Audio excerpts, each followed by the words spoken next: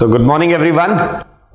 आज के इस वीडियो में हम लोग बात करेंगे हायरार्की ऑफ फियर्स पे। हायरार्की ऑफ फियर्स क्या है, कितने लेवल के डर होते हैं इंसान के जीवन में। अब आपके दिमाग में ये विचार आ रहा होगा कि भाई हायरार्की ऑफ फियर का साइकोलॉजी से क्या लेना है, या एसएसबी में इस बात को क्यों जोड़ना चाहते हैं, है ना। देखो, पहली चीज क्या है कि थेमैटिक अपरसेप्शन टेस्ट। यहां जो वर्ड है थेमा, अब ये थेमा का मतलब क्या होता है साइकोलॉजी में? थेमा का मतलब होता है combination of need and press, जिसको हम मोटिव्स कहते हैं कि किसी की जरूरत क्या है, वो जरूरत बनी क्यों, क्या कारण थे और उसके पीछे का उसका उद्देश्य क्या था। ये ढूंढने की जो पूरी प्रोसेस है, इसको कहते हैं थेमा, और इसीलिए ये टेस्ट होता है थीमैटिक अपरसेप्शन टेस्ट, राइट। अब ये हायरार्की जो है, ये सबसे पहली हायरार्की नहीं बनाई गई थी। हायरार्की जो बनाई गई थी अब्राहम मास्लो के द्वारा। अब्राहम मास्लो ने बनाई थी हायरार्की ऑफ नीड्स, जो कि बहुत ज्यादा प्रचलित है। पहले हमने कुछ वीडियोस में मैंने बात की हुई है हायरार्की ऑफ नीड्स के ऊपर। लेकिन अब एक सवाल आता है कि जब प्रेस की बात करते हैं, कि जब आप कहानी में अपने हीरो के मोटिव्स और उसके कारण जब क्लियर करने की कोशिश करते हो, ज्यादातर यंगस्टर्स को क्या लगता है कि सिर्फ एक पिक्चर देख करके कहानी लिख देना, that is thematic apperception test. No, it was not the purpose. क्योंकि साइकोलॉजिस्ट के दिमाग में जो पर्पस चलता है वो क्या होता है कि इसके पीछे आपके व्यक्तित्व को ढूंढना, कि क्या सचमुच आपकी मनोदशा वैसी है जैसी फौज को या एक ऑर्गेनाइजेशन को चाहिए, मनोस्थिति किस प्रकार की है। तो यहां पर जो प्रेस आते हैं उसमें से एक प्रेस होता है एंजाइटी, और anxiety is a kind of fear. ये जो है, ये हम अब प्रेस की बात कर लेते हैं। तो जब प्रेस में आए आप, तो आपके पास ये एक हायरार्की होती है जिसमें मानव के व्यक्तित्व में, इंसान के व्यक्तित्व में डर कितने प्रकार का होता है और क्यों ये थीमैटिक अपरसेप्शन टेस्ट में झलक जाता है, कहां कहां पर। सबसे पहला जो आता है that is fear of extinction.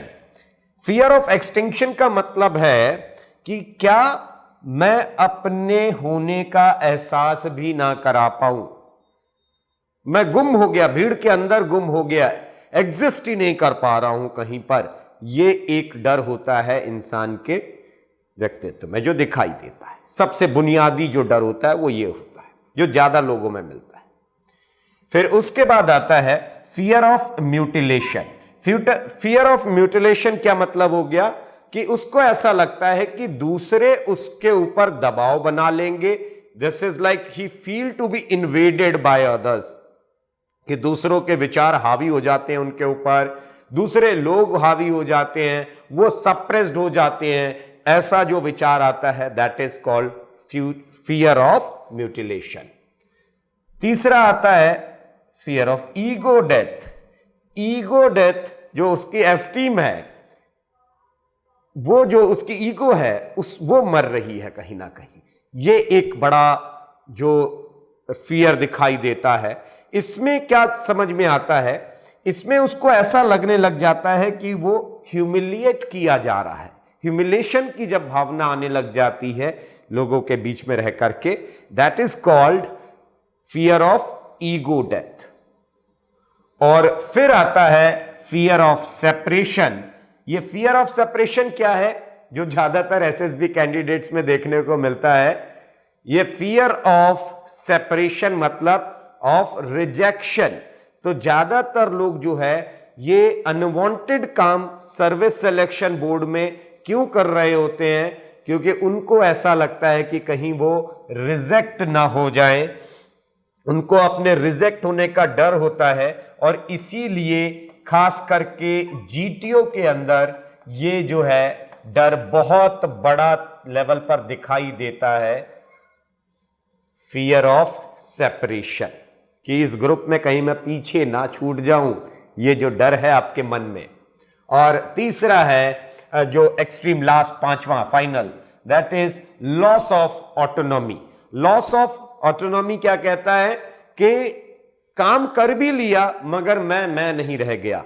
मेरे अपने अस्तित्व के खोने का जो डर होता है, मैं नहीं रह जाऊंगा, मैं किसी और की तरह काम ना करने लग जाऊं, ये जो डर होता है किसी इंसान के अंदर, that is called fear of autonomy और लॉस ऑफ ऑटोनॉमी।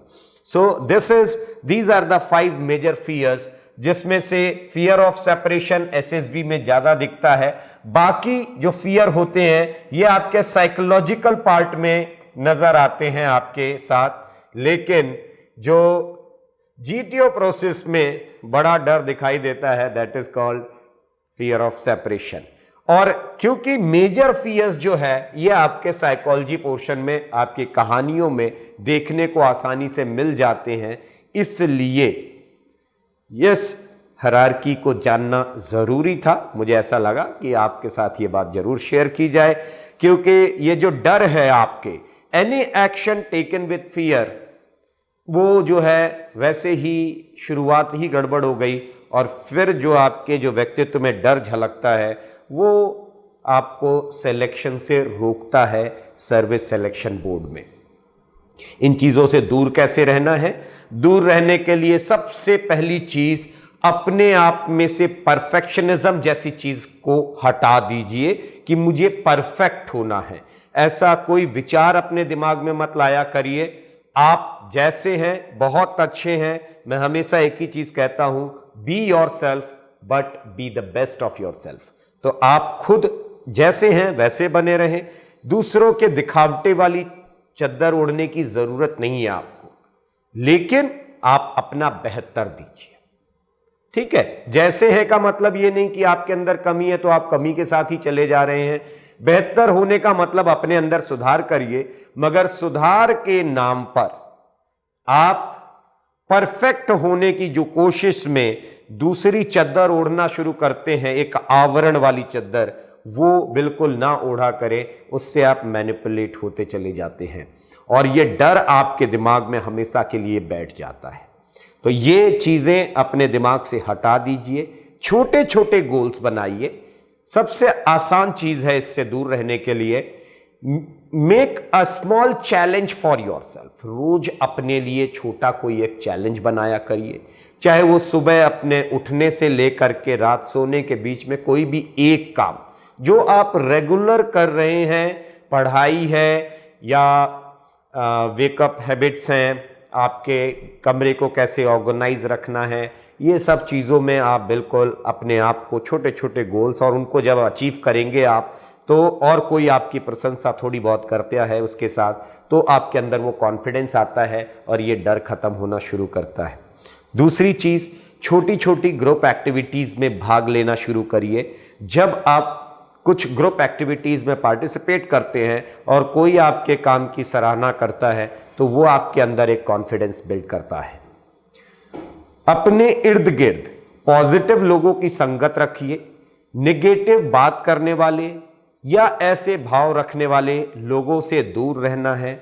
आप एक स्वस्थ मानसिकता के खुश मिजाज यंगस्टर हैं, ऐसा आपको दिखाई देना चाहिए लाइफ के अंदर, और दूसरे भी आपको देख करके ऐसा ही सोचें। तो ये छोटी छोटी चीज़ें आप अपनी लाइफ में करें, आप फियर से दूर हो जाएंगे और फिर इन सब चीज़ों से हट करके आपकी कहानियाँ, आपके काम करने का तरीका, ये सारी चीज़ें आपको सही दिशा में ले जाएंगे। उम्मीद करता हूँ ये बात आपको समझ में आई होगी। Wish you very good luck. Stay fit, stay healthy. जहां बनते हैं देश के गौरव, इंडिया का एकमात्र ऐसा कोचिंग इंस्टीट्यूट जहां कैडेट्स को ट्रेन किया जाता है आने वाले डिफेंस एग्जाम के अनुसार। अगर आपका भी सपना है भारतीय सेना में शामिल होकर देश की सेवा करने का, तो आज ही ज्वाइन करें त्रिशूल डिफेंस एकेडमी।